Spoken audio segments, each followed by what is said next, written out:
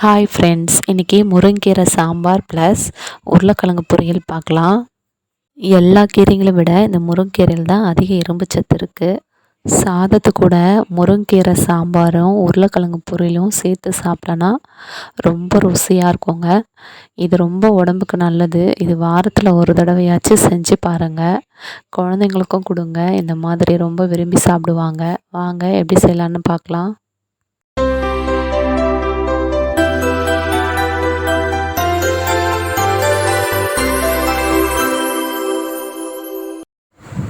பருப்பு 10 நிமிஷம் தண்ணியில் ஊற போட்டு அதுக்கப்புறம் நம்ம பருப்பை வேக வைக்கும் போது சீக்கிரம் வேகும். இந்த மாதிரி ட்ரை பண்ணி பாருங்கள் நீங்கள் சாம்பார் செய்யும் போது.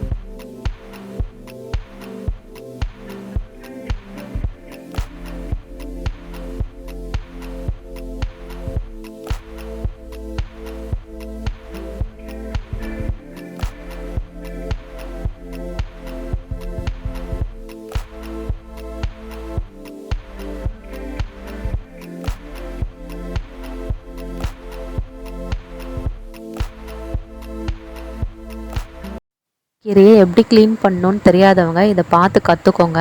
இந்த மெத்தட்லேயே நீங்கள் முருங்கீரையை க்ளீன் பண்ணுங்கள்.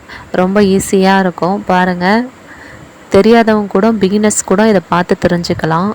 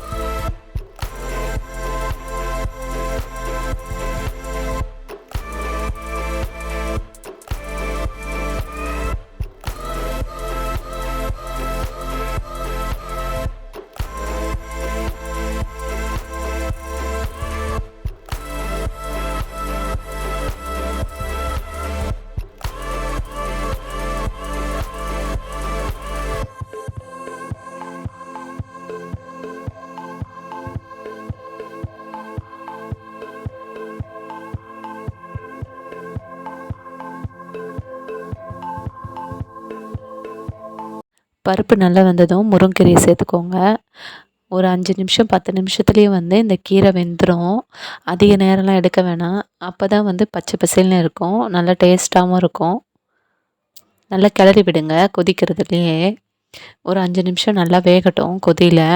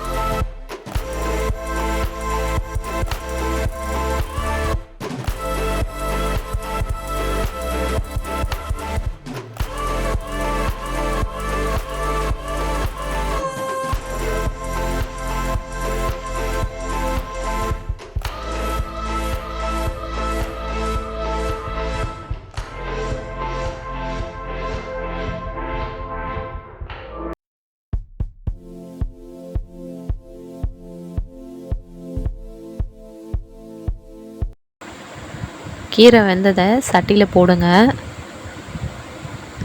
தண்ணி இல்லாமல் வடிகட்டி போடுங்க. மத்து வச்சு இப்போ அதை கடைஞ்சிடுங்க.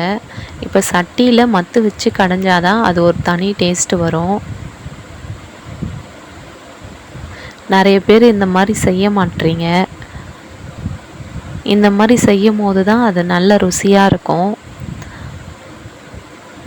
நம்ம வீட்டுக்கு தான் செய்கிறோம், அதனால் நல்லா ஆரோக்கியமாக செய்யுங்க. இப்போ தாளிச்சதையும் எடுத்து கொட்டி இப்போ நல்லா கடைஞ்சி விடுங்க. முருங்கைக்கீரை இரும்பு சத்து இருக்கிறதுனால இது ரத்த சோகையை தடுக்கும். அது மட்டும் இல்லாமல் வெயிட் லாஸ் பண்ணணுன்னு நினைக்கிறவங்க இது வாரத்தில் ஒரு முறையாச்சும் சாப்பிட்டோன்னா அவங்களுக்கு நல்ல பலனளிக்கும்.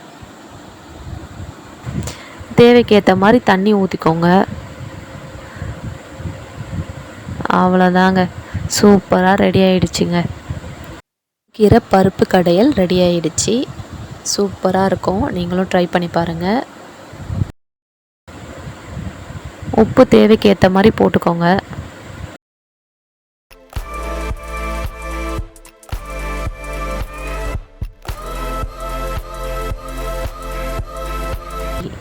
ஆரோக்கியமான முருங்கைக்கீரை பருப்பு கடையல் ரெடி ஆகிடுச்சு.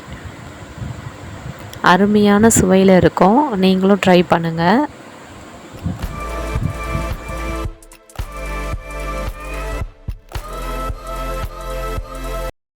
உருளைக்கிழங்கு பொரியலுக்கு உருளைக்கிழங்கை நறுக்கி கொஞ்சமாக உப்பு போட்டு வேக வச்சுக்கோங்க.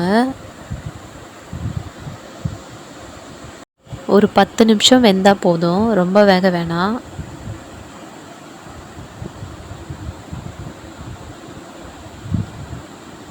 அவ்வளோதான், நல்லா வெந்துடுச்சு.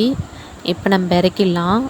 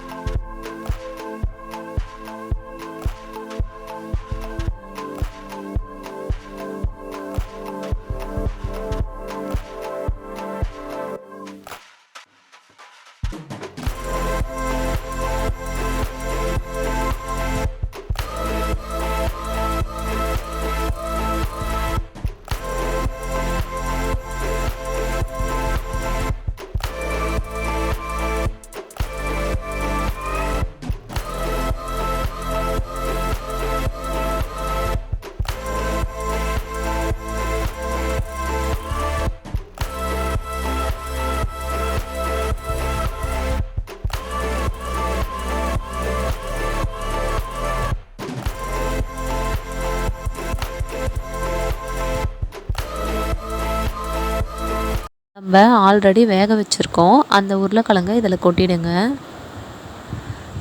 கொட்டிட்டு நல்லா கிளறி விட்டுருங்க.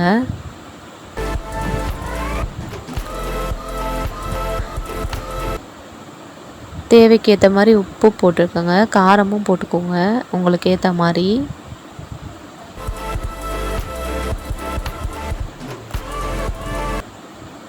தண்ணி நல்லா சுண்டனதும் அவ்வளோதாங்க, சூப்பரான பொரியல், உருளைக்கிழங்கு பொரியல் ரெடி ஆகிடுச்சு. இப்போ கொத்தமல்லி கருவேப்பிலை போட்டு நம்ம கிளறி விட்டுக்கணும். நல்ல மணமாக இருக்குங்க. இந்த மாதிரி செஞ்சு பாருங்கள் நீங்களும்.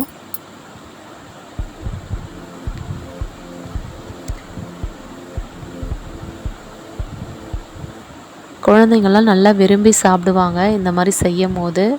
காரம் மட்டும் குழந்தைங்களுக்கு கொஞ்சம் கம்மியாக போடுங்க.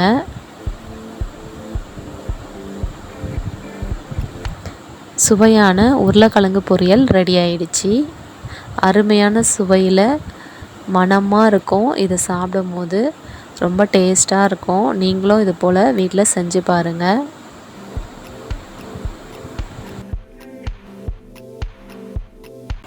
முருங்கைக்கீரை பருப்பு கடையல் ரெடி ஆயிடுச்சு.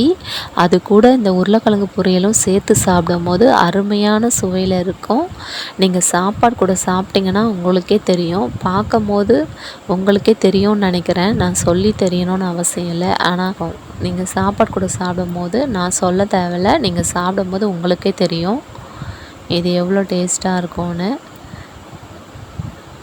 இந்த வீடியோ உங்களுக்கு பிடிச்சிருந்தா ஒரு லைக் கொடுங்க. உங்கள் ஃப்ரெண்ட்ஸுக்கும் ஷேர் பண்ணுங்கள். இதை ஃபஸ்ட் டைம் நீங்கள் பார்க்குறீங்கன்னா ஒரு சப்ஸ்கிரைப் பண்ணுங்கள். தேங்க்யூ.